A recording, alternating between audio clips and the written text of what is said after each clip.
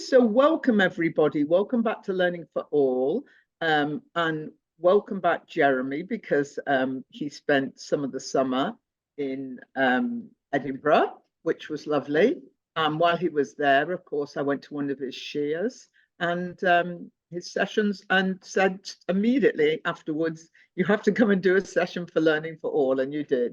Like, well, you are, despite, and of course we had to postpone it because of the events of October the 7th.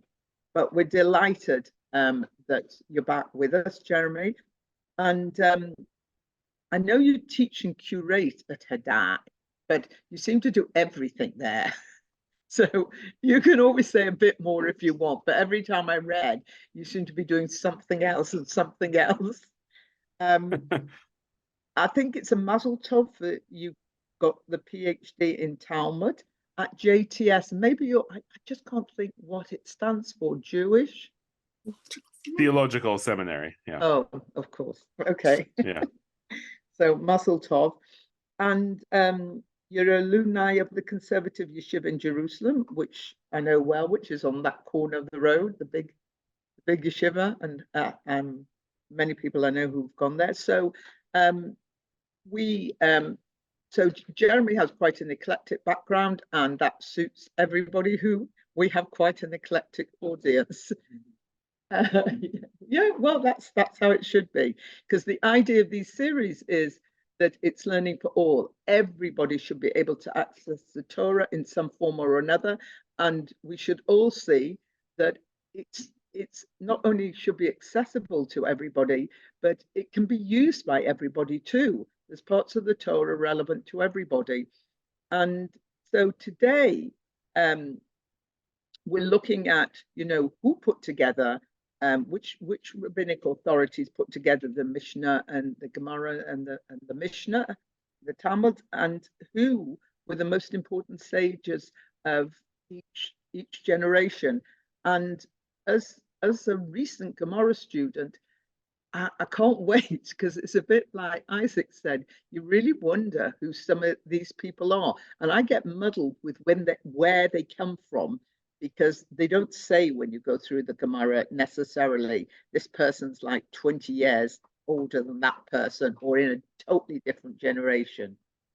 So I give over to you, Jeremy, and you tell us how. Do you want people to put you on speaker view, maybe? Because you're going to use a shared screen, aren't you, eventually? Yeah. So I'll have a presentation I'll bring up in a second. But thank you, Jane, for that lovely introduction. Yeah, I spent a lovely summer in Edinburgh, a really special time, doing some teaching and hanging out with the Edinburgh community. So I'm in New York City right now, but I grew up in London. And in New York, I work, as Jane said, I work for Hadar. Hadar does learning, among other things, egalitarian learning in New York City and across the country, and in Israel, across the country of the US and in Israel. We do much things online. You should feel free to check out the website hadar.org, HADAR. There's a bunch of classes they have online, which might work out pretty well for a British schedule. So definitely worth checking that out if you're interested.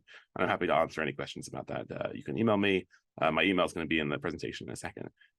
So yeah, feel free to reach out to me anytime. So what we're going to do is hopefully get a little bit of a sense of some things which are less widely known, which is more or less, we're going to go through. Let's start sharing. It'll be easier to see what's going on. So we're going to try and cover 500 years in 45 minutes. So I think that's what is that? 10 years per minute. So we'll see how we can go. But yes, so the idea here is an overview of the various people. There are not so many people, by the way, who are named in rabbinic literature. It's something like 500-600 people in total, which when you think about spread over 500-600 years is not so many people. But yes, as a few people have pointed out about what they're thinking about when they were thinking about coming to this class, is that the one of the things about reading the Mishnah and the Talmud is that they assume that you know who all these people are, and they don't feel like they need to introduce you to them, and so they have a whole set of assumed information, where they lived, when they lived, things about their personalities, and their relationships with other sages and whatever. So hopefully the goal is here to demystify that a little bit, because I'll be honest, one of the fastest cheat ways to like upgrade your learning of rabbinic literature is to just get a basic sense of who people are and when they lived. It makes it a lot easier just to read and understand, because one of the most confusing but amazing things about a lot of Jewish literature is that it's like a conversation happening between people over hundreds of miles, over centuries, and the conversation sort of unfolds through the generations. So you can see this straight up in the Mishnah and the Talmuds. So we're covering sort of the classical rabbinic period, which starts around the 1st century CE, more or less. You can see the sort of timeline running through, and ends in about 500. And okay, we need a little bit of background of the world stage. That's what we're going to look at here. You can all be amazed at my presentation. Can everybody see what's going on here? Is this big enough for people to see?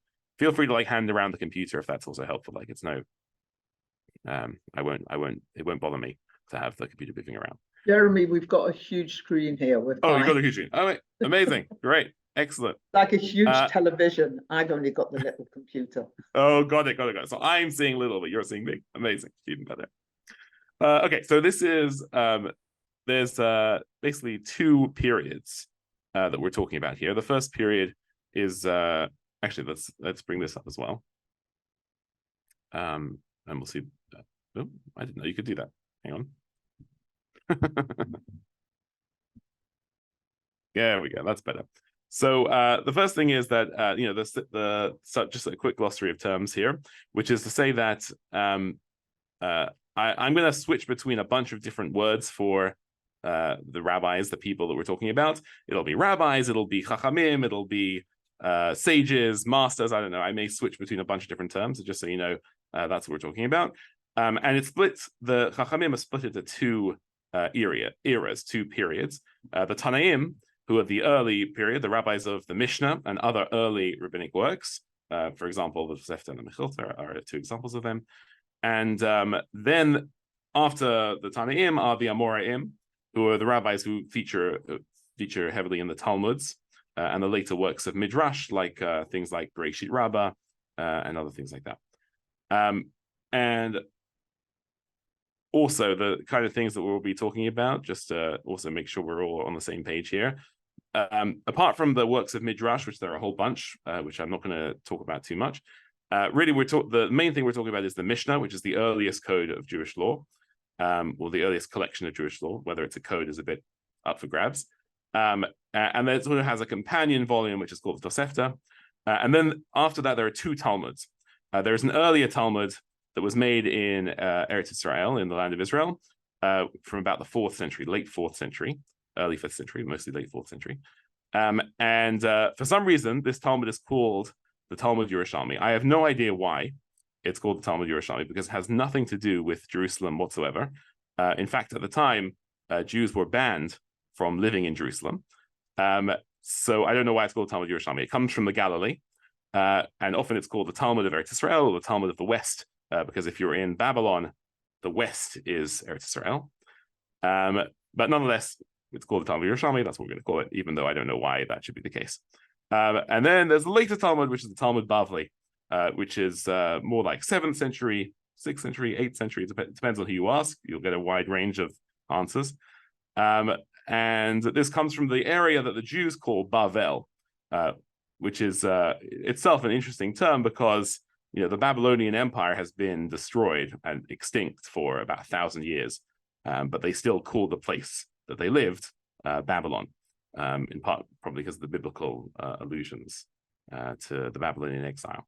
So Jews have been living in Eretz Israel for a long time, but they've also been living in Bavel for a long time at this point, because they were they started living in Bavel around the 6th century BCE.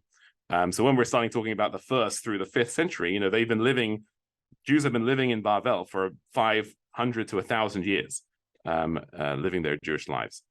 Okay, so that's the basic set here, and it turns out that the periodicity of the Tanaim and the Amoraim, these two periods, also maps onto the world stage, which is that the first period, there's the Roman Empire in the west, and in the east, one of their major enemies is called the Parthian Empire.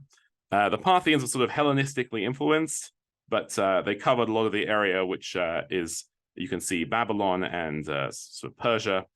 And that was like the great enemy. It's like, if you think about like, the US and Russia in the Cold War, and unfortunately a little bit today, it's like the two superpowers who are like vying for supremacy. Those were the two main superpowers for centuries. And in the 3rd century, the Parthian Empire came crashing down and was replaced with a new empire, which was a more Persian empire, which is called the Sasanian Empire. I can't say these maps are, I don't know, I just found the first maps on Google, so I'm sure you could find better maps and better descriptions of what's going on. But nonetheless, the point is that under the Tanaim in Bavel, there were the Parthians, and when the Amoraim took over, it became Sasanian in Bavel. So this will become useful in a second. But the key thing that you can see is that the two main areas where Jews live is Eretz Israel and Bavel. Now, there are Jews also spread throughout the Roman Empire in Egypt and Asia Minor and Greece and Rome, but those are the two major centers, right? Eretz Israel and Bavel. And they're relatively close to each other. The journey is probably about 2 weeks in those days, which is not an insane journey, but it's not an easy journey either. It's, it's a fairly long journey. But they are divided by an empire, right? There's a different cultural setting between the Jews in Bavel and the Jews in Eretz Israel, which will play out as we go through the generations. Now, what's also interesting about this is that the Chachamim, the sages of our tradition, are not interested in recording this history really at all, right? What they care about is how to apply God's word and God's law to current situations, and they don't really care about the movements of empires, etc. That's not high on their priorities. So they did not preserve, a history of this year this king did this and this king did that. Even as it applies to the Jews, they didn't keep that history going. What they did care about is the lives and the opinions and the personalities of Chachamim, of the actual sages themselves. And so what you can't reconstruct from classical rabbinic sources is like some kind of grand history of the period. What you can reconstruct is a series of generations of Chachamim and where they lived and a few basic biographical facts about them. And so that's what I'm going to try and do over the sessions, try to just give a basic summary of that history that you can reconstruct from the rabbinic sources, which is the lives of the Chachamim as the generations unfold.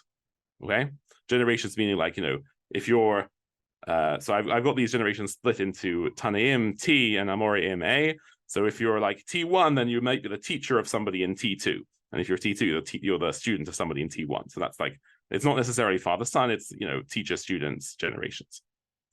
Okay, so that is the basic layout and setup of what we're doing. I'm happy to field questions if there are any about this before we move on.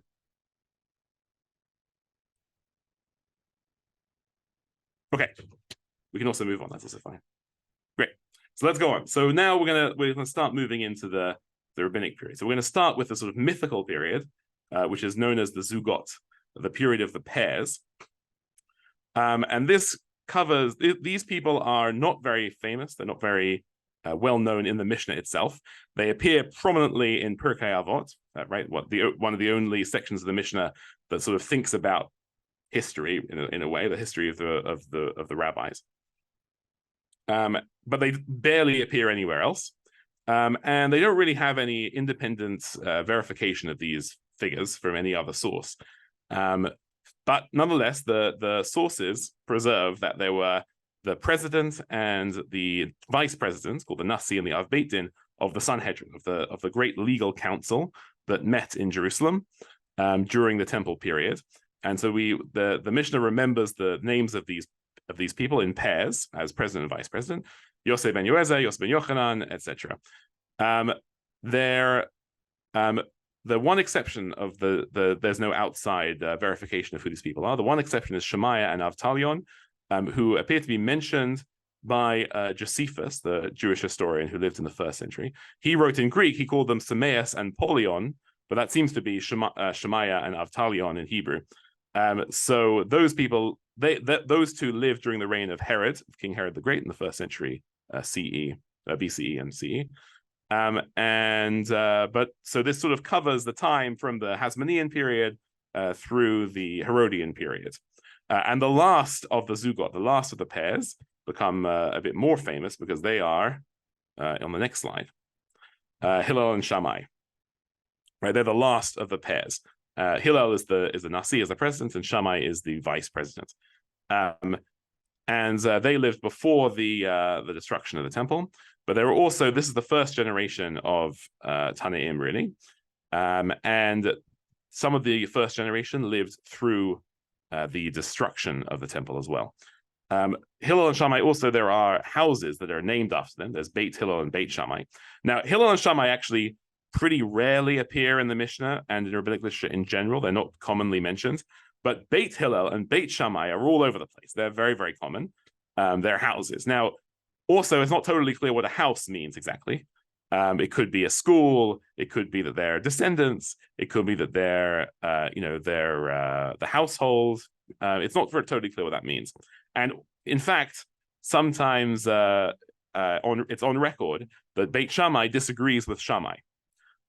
So the relationship between the Hillel and his house and Shammai and his house is not totally obvious, and what exactly how institutionalized such a thing would have been, we don't really have a lot of information about that. But what we do have information about is that the Mishnah records disputes between Beit Hillel and Beit Shammai all over the place. That's kind of the earliest layer of the Mishnah is this layer of Beit Hillel and Beit Shammai, more or less. There are also some students of one major student of Hillel and Shammai, who is Rabbi Yochanan ben Zakkai, who is famous for leaving Jerusalem in a coffin and founding the academy at Yavne. So that story only appears in the Talmud Bavli, in the Babylonian Talmud. So it appears sort of 500 years after he lived. So it probably isn't historical, but it is a good story. I may debunk a few sort of non-historical things, which is not to devalue the value of the story itself, but it's just to say of what the earlier sources say, which is the early sources say nothing about that. What they do say is that Rabbi Yochanan ben Zakkai was a central figure of a central authority figure of trying to legislate for Jewish practice after the destruction of the temple. We also have Rabban Gamliel Hazaken, Rabban Gamliel the elder, who's interesting for two reasons. The first reason is because he ends up founding a dynasty that we'll track through, and later on his dynasty gets retrojected back to Hillel, but in the early sources he wasn't related to Hillel at all. So that's one reason we're here, is because we're going to track his descendants as we go through the generations. And the other reason that he's here is because he happens to be mentioned in the book of Acts. He is in the New Testament, he's referred to as a Pharisee, and he defends the apostles from attacks in the Sanhedrin. So he seemed to be a fairly important guy. And his son also has a separate entry, which we're about to see in the next generation. His son is down here at the bottom, Rabban Shimon ben Gamliel, and he actually is mentioned by Josephus in his autobiography, in Josephus's autobiography. Josephus, I would recommend, by the way, I would strongly recommend reading his biography. It is a laugh. He comes across as basically a horrible person, but very funny. Almost every story that he tells is something like, there were these people who tried to kill me while I was a general in the Galilee, and somehow I escaped at the last minute and survived by the skin of my teeth. That's kind of every story he tells. And one of his opponents in this in these stories is Rabban Shimon Gamliel, who has some political machinations in Jerusalem to try and get him out of his post in the Galilee. Regardless, the point is that Rabban Gamliel and Rabban Shimon Gamliel seem to be very important people, such that we even have independent verification of their existence in other sources. But otherwise, this second generation sort of begins the real chain of Tanaim, and the core is the two students of Rabban Yochanan ben Zakkai. So according to Pirkei Avot, he had 5 students, but there are 3 of them we know almost nothing about. These non-bold people, Rabbi Elazar Narach, Rabbi Yosei Cohen, Rabbi Shimon ben Nathanael. They're not mentioned really anywhere else in the Mishnah. But 2 of them are extremely important and basically form the core of what happens later, which is Rabbi Eliezer and Rabbi Yoshua. Rabbi Eliezer is famous for having a perfect memory, and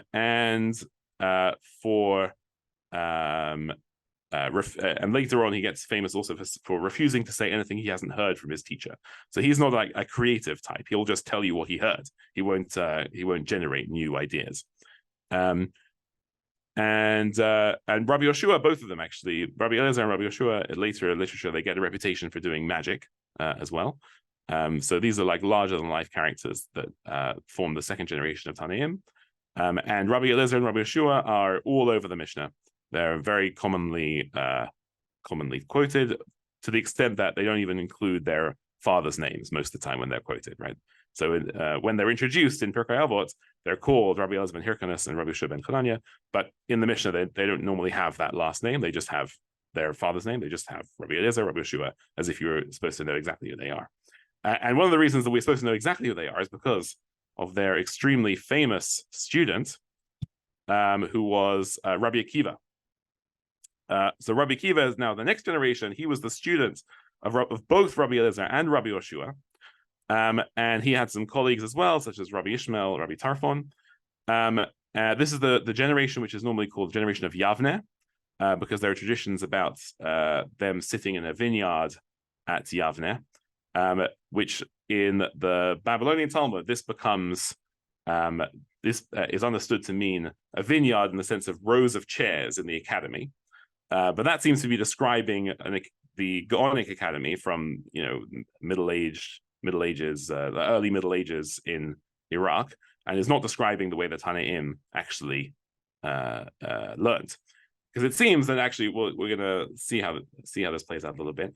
That really throughout the Talmudic period and throughout the Amoraic period, they didn't have institutionalized academies the way you might think of that. They didn't have like a yeshiva structure.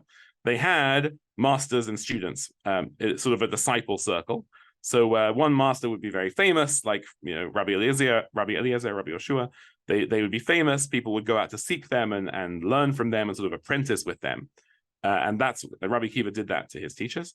And then eventually Rabbi Akiva became a master in his own right, and he could attract his own students, which we'll see in the next generation. What's great about so Rabbi Akiva, very famous, obviously, probably the most famous Chacham of all, and many stories about him. I've listed some of them here. Again, almost all of these stories, including the fact that he was martyred in the revolt of Bar Kokhba, almost all of these stories come from the Talmud Bavli and have no clear earlier roots. So yeah, I don't know. But there's no indication in the Mishnah that he's poor or a rabbinic outsider, or that he was martyred, or that his students died during the Omer. None of those things come from the Mishnah.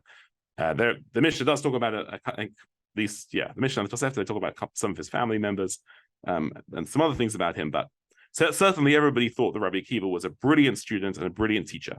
That is definitely clear from the early sources. And speaking of him being a brilliant teacher, if we get to the 4th generation of Tanaim, we're now getting sort of through the 2nd century. So it is true, by the way, that the Bar Kokhba revolt did happen around the time of Rabbi Akiva's life, but that's different from saying that Rabbi Akiva was involved in the Bar Kokhba revolt. In fact, we don't really have any evidence that any of our Chachamim that we see in the Mishnah were involved in that revolt. But nonetheless, now we're moving past the Bar Kokhba revolt, and we have the 4th generation, the generation of Usha. Usha is somewhere in the Galilee.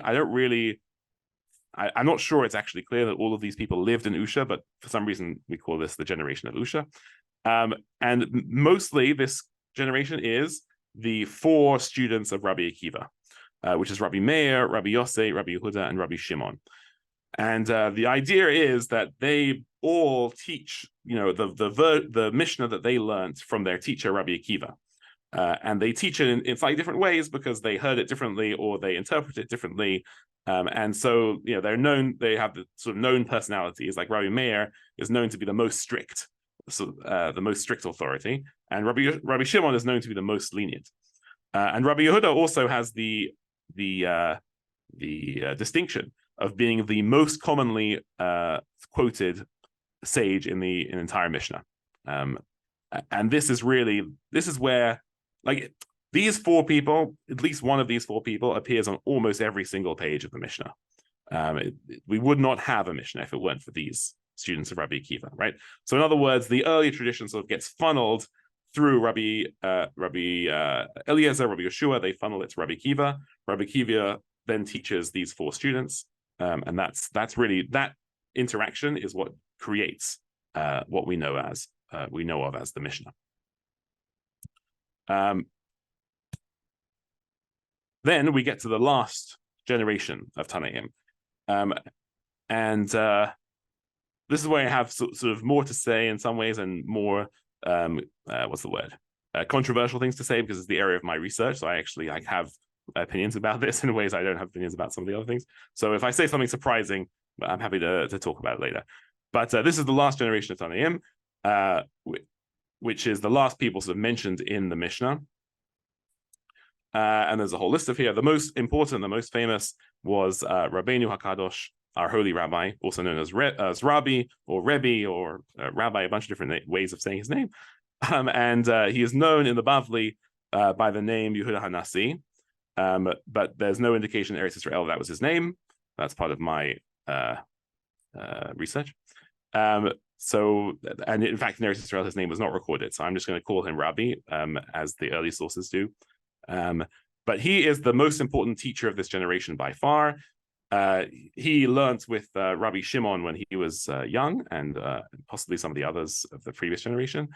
And he is basically the most important teacher of the next generation, including some of the on this over this side. You can see my cursor, right? I don't know if you can see the cursor. Yeah, okay. So most important is his students / colleague Rabbi Chia, who is also part of this. This is all sort of like the last generation of Tanaim sort of blur into the first generation of the next period of Amoraim. There's no like sharp break where like somebody woke up one day and was like, I'm not a Tana anymore, now I'm an Amora. It's like we're obviously retrojecting this back in. So it's a blurry line. So anyway, so one of his best his friends and students was Rabbi Chia. And Shmuel's father also is sort of in the next generation of Bar Kapara, sort of his antagonist, Rebbe's antagonist, who's sort of a similar generation.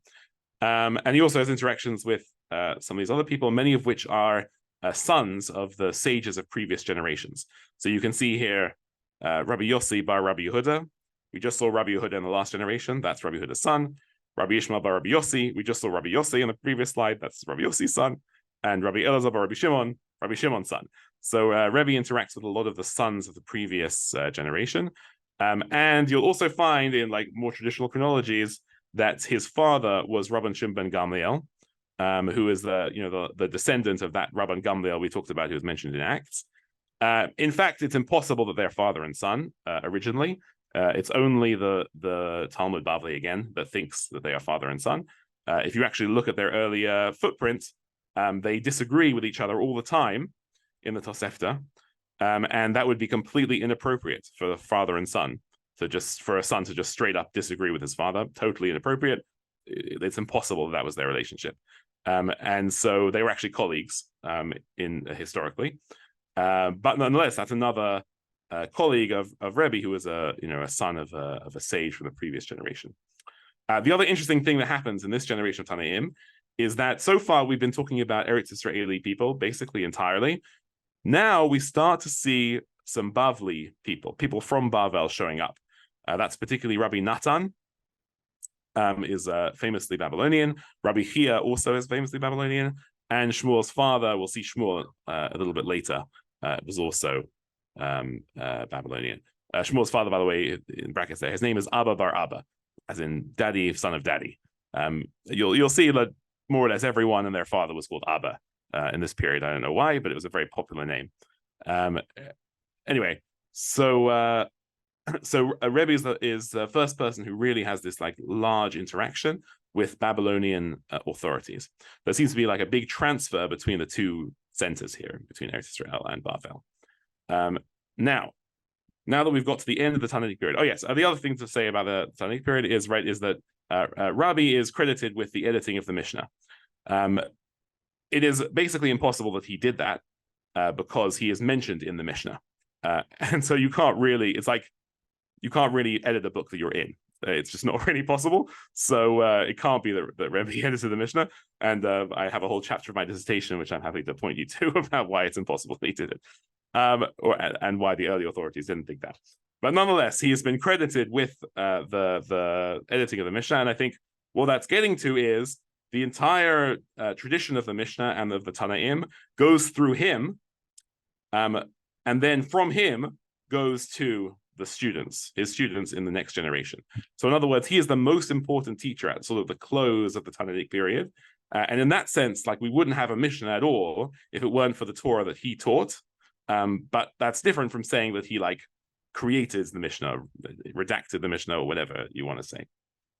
Okay, so now that we've reached the end of the Talmudic period, now we have to split our geographical focus. So far, it's all been in Eretz Israel.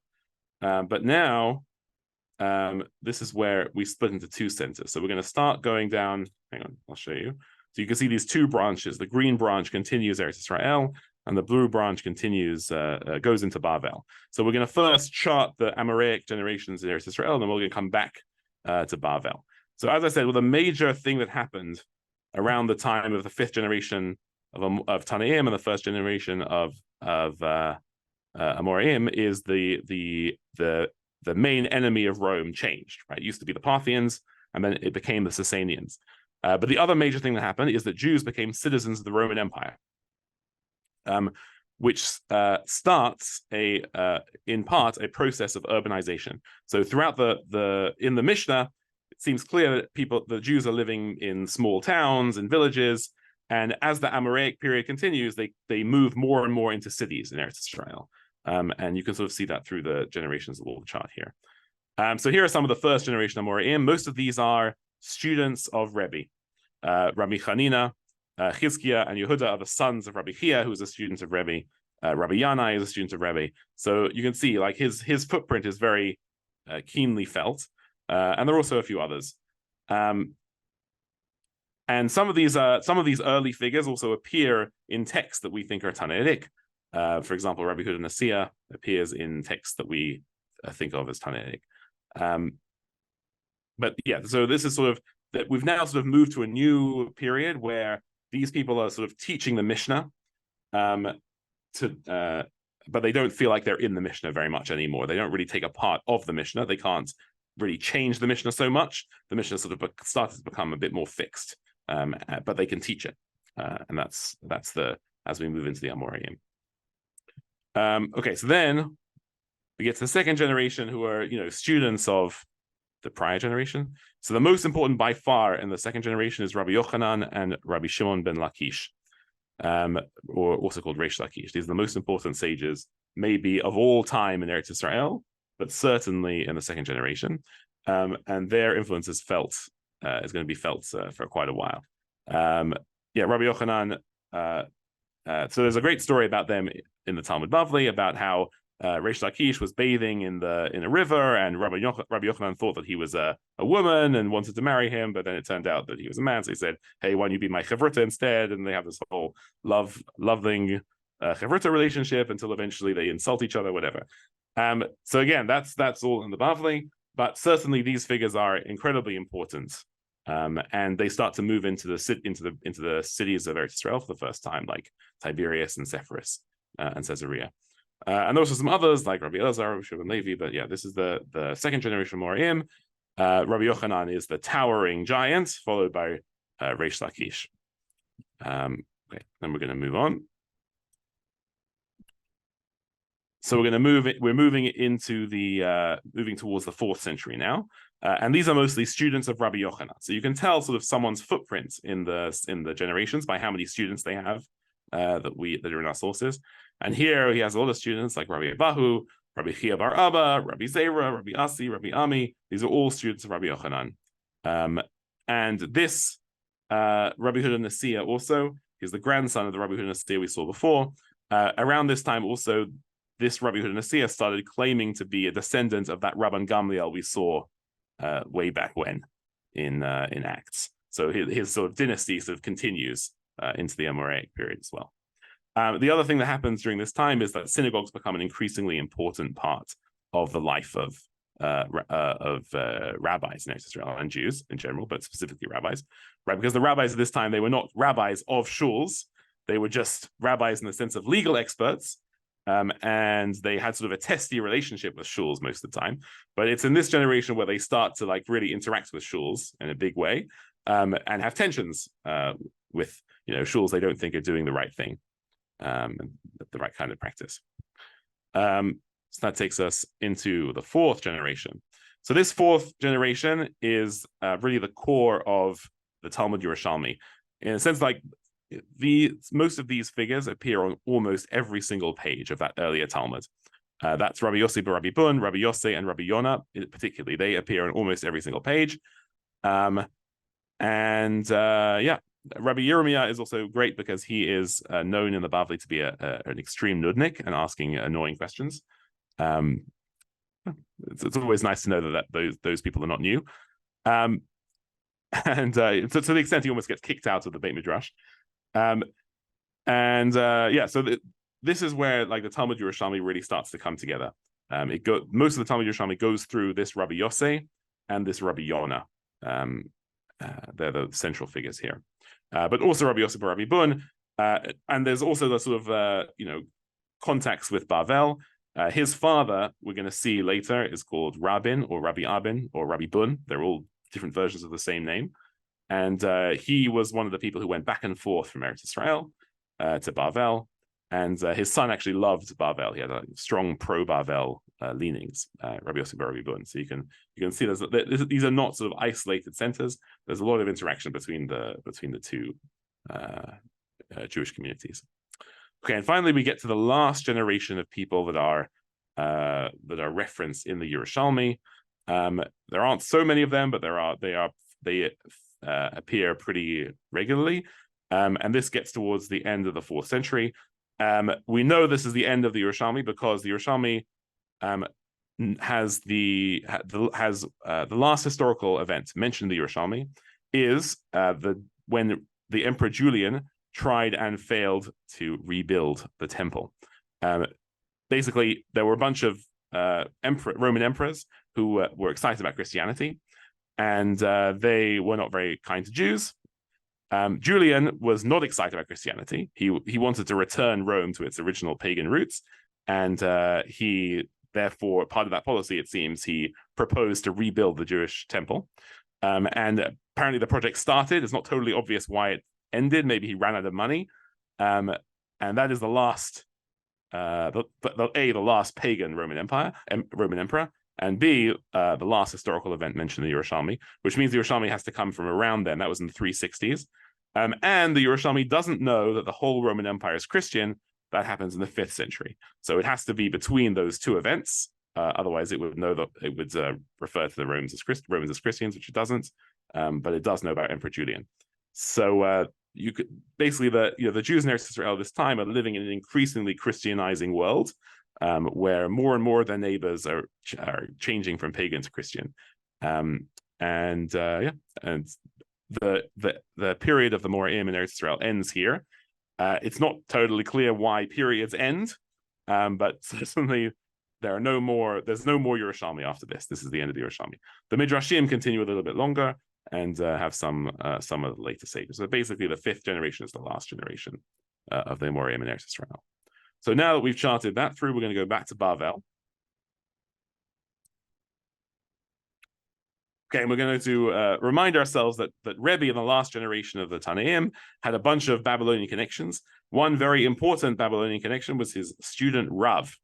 And Rav, whose name was Abba, as I said, everybody's name was Abba, he went there to Israel to learn from Rabbi, and then he went back to Bavel and became one of the most important foundational teachers of the entire Babylonian tradition. Like, he really starts off the Talmud Bavli. And so much so that we know almost nothing about Jewish history in the region of Babylon until Rav shows up. That's really where the historical record begins.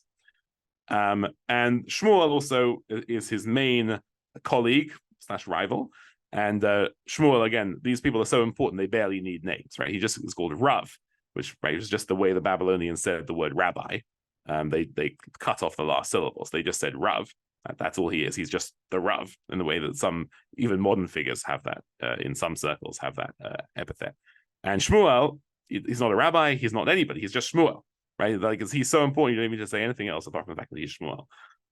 And so these are really like the foundational people of learning in Babylon. And this is when the Mishnah comes to Babylon and kicks off the entire project of the Babylonian Talmud. And we saw Shmuel's father as well before, who probably studies with Rabbi in Eretz Israel.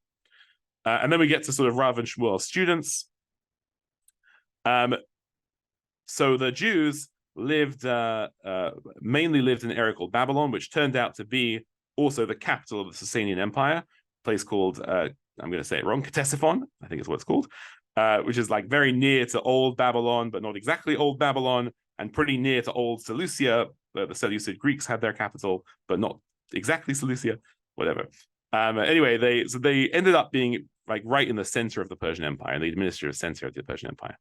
And it's exactly this time period where we first see evidence for the Reish Galuta, who is the official called the Exilarch in English, the official representative of the Jews to the Sasanian government. And that person appears around this time, and it seems because the Sasanians have sort of solidified their capital in Ctesiphon, and that's also where all the Jews happen to live. So it's a very useful shidduch, useful connection there. You also see this later on in the Gaonic period, where the Jews happen to live in Baghdad, which is the capital of the Abbasid Empire as well. And the other thing you see here is you start to see like the different cultural elements between Bavel and Eretz Israel. The Persian cultural system was much more sort of caste-based, such that if you were, whatever caste you were in, you didn't tend to fraternize with other social classes. And people were much more insular. And you can actually see that in the behavior of the Chachamim in Bavel versus Eretz Israel in this early period, that the Bavli Chachamim almost never in this early period interact with normal Jews or non-Jews, whereas those in Eretz Israel do. Right? It's a much more open society on this sort of social angle. So anyways, here are some of the key students of the Rav and Shmuel, like Rav Yehuda and Rav Huna, Rav Chisda, Rav Nachman. Okay, so we're going to move into the 4th century. So we talked about Rabbin already. Rabbin is one of these people called Nachote, the people who descend. Right? If you go to Israel, it's called making Aliyah, going up. Then when you leave Israel, it's called Nachote, going down. So these are the people who sort of go back and forth from Eretz Israel to Bavel. Often in the Bavli, like, they're having a discussion, and then one of the Nachote, like Rabbin, will just show up and say, "Oh, well, I heard this thing in Eretz Israel. Let me tell you about it." So that's the kind of thing. He's like, who brings traditions back and forth. And this is Rabbin, the father of Rabbi Yossi bar Rabban that we saw before.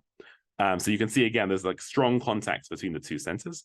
And also we can see the Torah of Bavel comes to more or less Rav Yosef and Rabbah, who are the two main figures of this generation. And they are the main figures in part because they taught one of the central figures of the next generation, Abaye. They're the teachers of Abaye. And in fact, Rabbah was sort of Abaye's father figure, who like raised him when he didn't have, Abaye didn't have parents. He was raised by Rabbah. And Rabbah, his sort of younger colleague. Very confusing, right? Rabbah, Rava, Rav. Very confusing because they're all short for Rabbi Abba. And they just ended up shortening in different ways because all their names were Abba, as I said. Anyway, so if you take nothing else out of this, you'd be like, name a random chacham and you say Rebbe Abba, you'll probably be right. Okay, anyway, so this also is a period of like great change. There were sort of incursions from the Sasanian Empire into the Roman Empire, and probably ended up with a whole bunch of deportations of Jews. So there's like a massive injection of Eretz Israeli people and perspectives into Bavel. And it's at this time where the sages in Bavel start to act more and more like their Eretz Israeli counterparts. So they stop being insular and they start going to shul and they start interacting with ordinary Jews and start interacting with non-Jews. It like starts to change in this generation. And it seems to be in part because of a mass deportation of Jews from Eretz Israel into Bavel. And Abai and Rava themselves, they sort of form the core of the Talmud, so much so that the Talmud even says that, you know, the discussions of Abai and Rava as that's like a phrase, as like a, you know, what's it called, a sign for the whole Talmud is like the discussions of Abai and Rava. Yeah, which is also interesting because they probably never really met very much, but nonetheless, the fact that discussions over, we talked about this, you know, the text being discussions over vast space and time. So, okay, then we get to the fifth generation, sort of students of Abai and Rava. This also, you can start to see, you know, the thing that when people who love the Talmud, one of the things they love about it is the logic and the sort of the you know, probably the main thing I love about it, sort of the convoluted logic and the difficult that way of thinking and way of talking. That really starts in the fourth and fifth generation of Amoraim. That's where you start to see Amoraim talk in that sort of higher conceptual register and more logical register. And that's, you can see that happening in these this generation. We're gonna close out relatively quickly. The fifth generation was the last generation in Eretz Israel, but in Bavel, the Amoraic period continued. Again, it's not really clear why periods end or don't, but nonetheless, the one of the most important people of the entire Bavli tradition was Rav Ashi in the sixth generation. So much so that he was credited by some medieval authorities as the editor of the Talmud. Now, once again, it's impossible that he edited the Talmud because he's in the Talmud, and that was already shown about 100 years ago. In very early Talmud scholarship, it was already proven that he couldn't have been the editor. Anyway, nonetheless, Rav Ashi is a very important teacher. He received the Torah from before him. According to medieval sources, he did multiple rounds of the entire Talmud, teaching for 60 years. He's a very important guy, and all of the people in the next generations are basically his students, and some of them are Ravina students, and the others are Rav Ashi students. And you often hear people say something like Rav Ashi is the last Amora, which is not true. He clearly has students, and in fact a son, as we're about to see, because straight away we have Mar bar Rav Ashi, right, who is the Rav Ashi's son, who's also mentioned in the Talmud, and some other people like Mar, and there's also a second Ravina, if it wasn't confusing enough. And this second Ravina may in fact have been the last Amora. He's eighth generation Amora. And according to the medieval chronicler, Rav Shura Gaon, who sort of gave a rough timeline for the Amoraim, according to him, he died in 501 CE, the last Amora.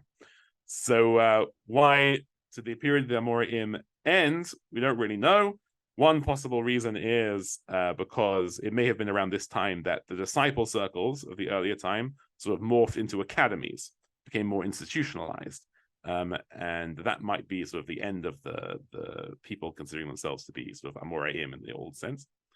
And the Talmud but the Talmud continues beyond the Amoraim. There's voices later than the Amoraim, because otherwise who quotes them, right? There has to be voices later than the people in there. Otherwise, who is the person who quotes those voices? So the Talmud continues, but it has to be basically finished by the time of the 7th century. Because there is no mention anywhere in the Talmud of Islam or Muhammad. And presumably, if they'd known about the fact that the entire world was conquered by Muhammad, they would have mentioned it. So basically, the Talmud has to be more or less finished by the time the Sasanian Empire falls to the Muslim conquest. But the truth is, we don't know a ton. We know a lot more about the history of Eretz Israel than we do about Persia. And that basically comes down to two reasons. One is that a lot of the places that covered the Persian Empire are not necessarily good places to do archaeology for a bunch of just political reasons of some regimes and war zones or whatever. And so it's been difficult to do archaeology there for a long time. And also, they didn't write so much down in Persia. They were very oral culture. So a lot of what we know about Persians during this time, and Zoroastrianism, which was the official religion of the Persian Empire, the Sasanian Persian Empire, most of what we know about those things come from Muslim chroniclers a few centuries later. So we don't have a ton of information, whereas we have a lot of archaeology and a lot of Roman literary artifacts for the Eretz Israeli thing. Okay, so that is the broad overview, 500 years in about 50 minutes. So thank you very much for listening to me for